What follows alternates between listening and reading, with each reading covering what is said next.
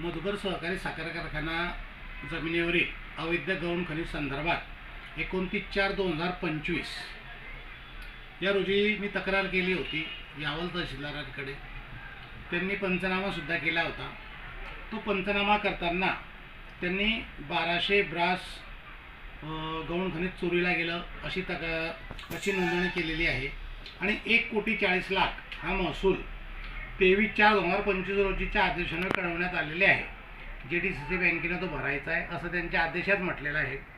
त्यानंतर 23/4च्या आदेशात त्यांनी स्पष्ट असा उल्लेख केलेला आहे की 1200 ब्रास मातीचे उत्खनन झाले, मोजमाप करून अहवाल सादर करण्यात आला।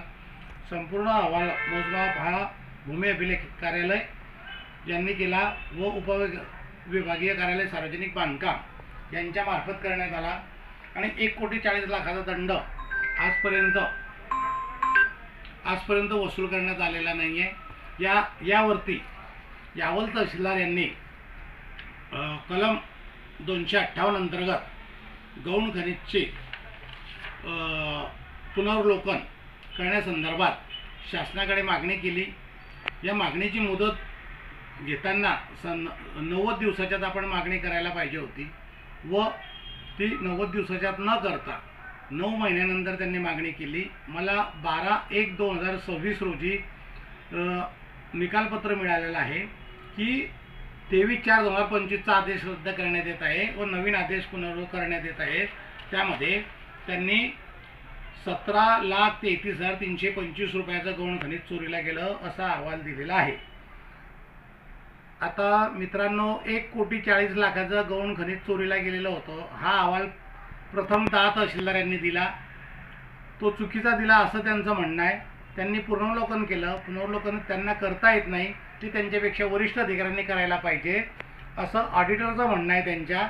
हे ऑडिटरचे कागदसुद्धा माझ्याकडे उपलब्ध आहे की ऑडिटरने म्हटलेलं आहे की पुनर्वलोकन हे प्रांतांनी करायला पाहिजे होतं, पण ते न करता किंवा पुनर्वलोकन करताना मी तक्रारदार आहे, मला बोलवायला पाहिजे होतं, पण मला न बोलवता परस्पर त्यांनी पुनर्वलोकन केलं व 1,40,00,000चा जो शासनाचा दंड वसूल होणार होता त्याऐवजी त्यांनी तो 1,40,00,000 17 लाख रुपये आणून ठेवला।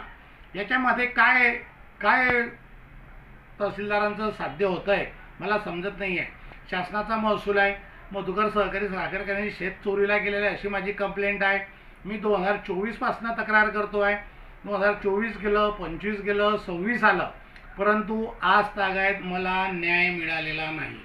मी जिल्हाधिकाऱ्यांना भेटतोय, मी आयुक्त साहेबांना पत्रव्यवहार चालू आहे माझा, पण संबंधित तहसीलदारावरती कारवाई व्हायला पाहिजे होती, कारण 8 दिवसाच्यात गौण खनिजची तक्रार केल्यानंतर 8 दिवसात कारवाई होऊन शासनाचा महसूल जमा व्हायला पाहिजे होता, पण तहसीलदार यांनी असा कोणताही प्रकार न करता पुनर्वलोकनाचा घाट घातला आणि 17,33,000 रुपयाचा गौण खनिज 1,40,00,000वरनं एवढी कमी रक्कम करण्यात आलेली आहे। याच्यामागे तहसीलदारांचा हेतू मला स्पष्ट दिसतोय की काहीतरी पाणी मुरत आहे व कुठेतरी काहीतरी घडत आहे।